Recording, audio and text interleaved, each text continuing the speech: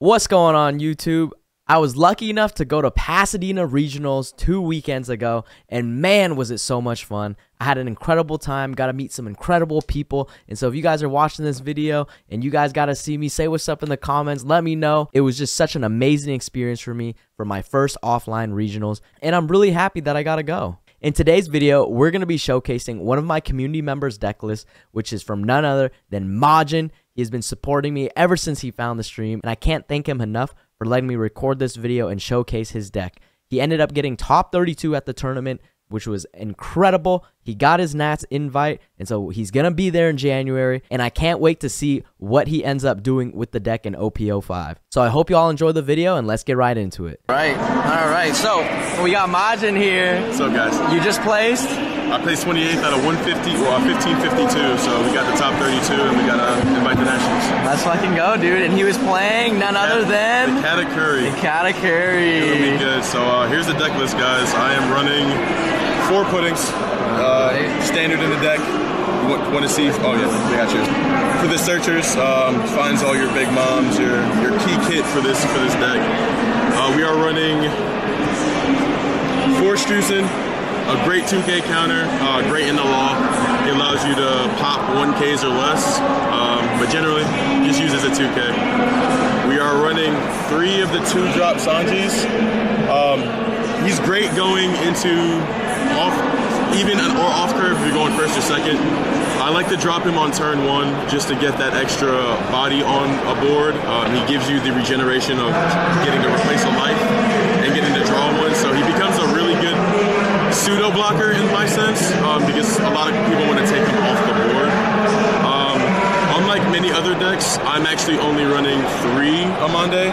I'm running a 3-3 split between Sanjay and Amande, just because in this meta, Amande lost a lot of her value. Most blockers or things you want to pop are over 3, and she's only getting the 2. So she's good situationally, but for me, I felt she was just better as a 2K. Okay. And then we got, I believe... Yes, sir, baby! Hey! Yes, sir! Oh, boy. Yeah, fucking slept in. Oh, we still made it, We still made it. We still made it! So, you know, I believe Sparrow is the engine of the deck. He's just so good, man. So 4 of? 4 of, absolutely, no less. Nah, you run 2, huh? Just because of a lot of people may not want to give you that extra card in hand. He becomes so good is generally for me, I want to guard out that first card, just knowing that regardless of what he does, he's going to give me an extra card. And he's also used as a good blocker. So if you use for people to get swings into him and just trash him, you're almost getting your value back. I'm running 4 of the beige. Standard. Allows your opponent not to talk. Not to talk. They can't say shit, bro. Say nothing. Not to attack. So for me, it's a must 4 of. So here's the little sauce that I threw into this deck. I'm running 4 Charlotte Crackers. I run in 4 crackers mainly for the mirror, and also for the mono cards like Kid, the Candy Moans, the Aces.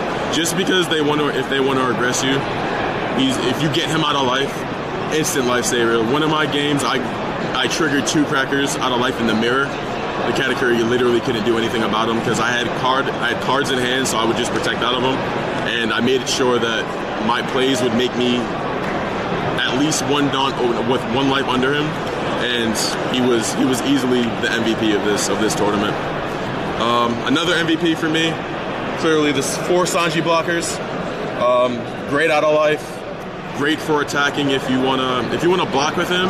So what I generally do with the Sanjis is, if I know that I'm gonna block with him next turn, I'll swing with him, because they're going to swing into the Sanji to get rid of him, so he acts as a blocker either way. You may not be able to choose, but they're going to try to target him anyway.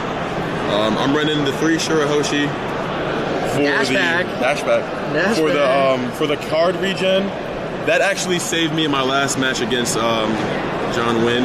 He was running Magellan. Who? John Wynn. Who? Yeah, that guy. Shirahoshi just really great in the combo with the Katakuri. Being able to refresh cards in your hand, give you card draw, and really try to put the Big Mom. If you're not seeing it, she really accelerates that. That's what helped me win my last match. I wasn't seeing Big Mom.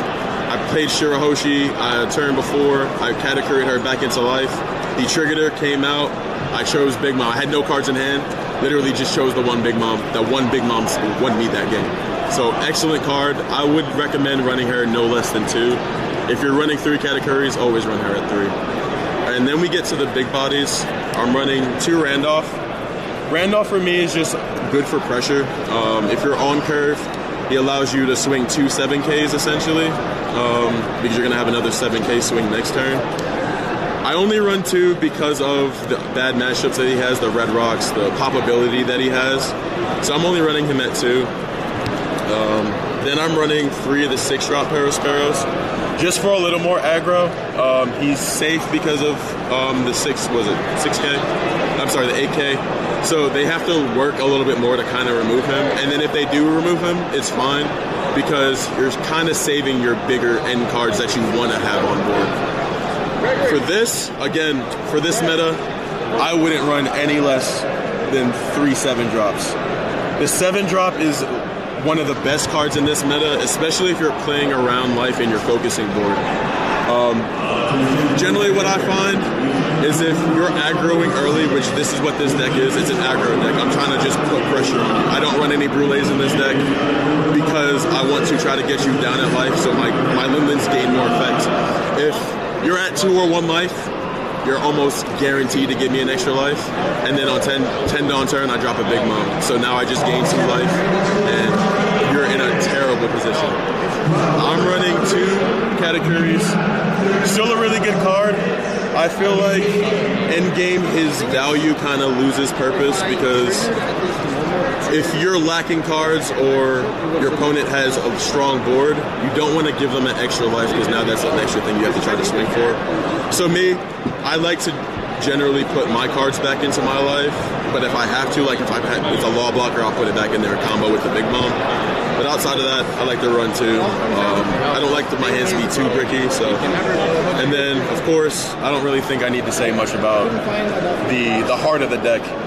Big Mom, she just wins games. Like literally, I would swing life, get my opponent down to 1, Big Mom, and then swing my board, and they literally can't no less than 4. No less than 4. They can't do anything about it. And then last but not least, the Thunderbolts. Thunderbolt won me the game, my last game today. He had I forget what card it is. He had the Banish card, and he chose to swing first, and he got a 2K Strusen.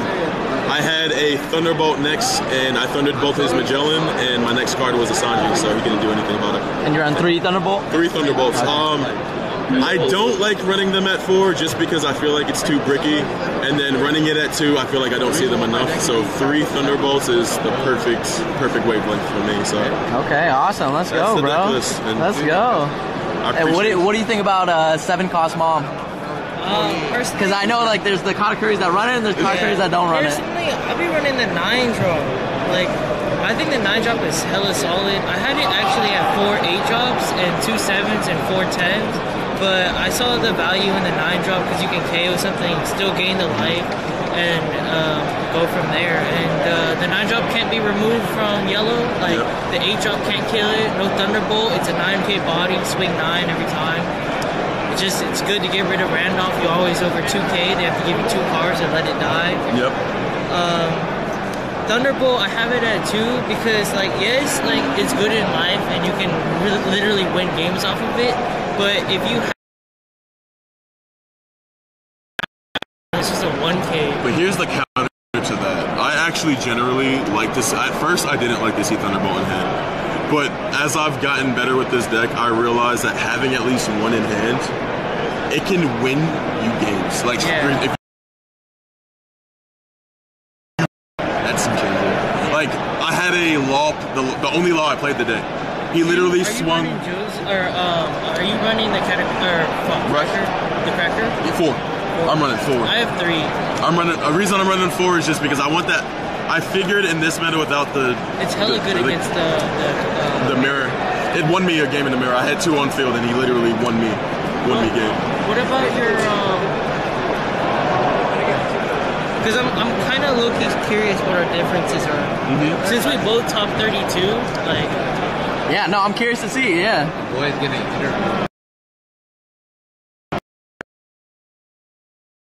Guys don't get interviewed because you subbed in. I'm playing aggro. I'm playing big body. I'm trying to smack you in the face. So the reason I don't play Brule is because there's so much removal for him.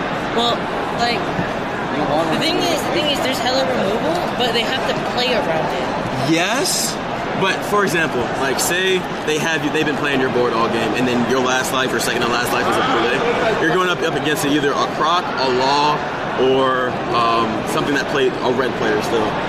That's just there's really much that they have to protect. Like, I'm actually running 3 of these. That's not bad. I'm having them at 2 because I have Paraspero at 3. Yeah. So it's all about your splits. I have Paraspero at 2. I think we just have it the other way. I have 3, 5, 2. Yeah, I think it's just because like you're running the Brule, so and the Yamato, so that's really the only.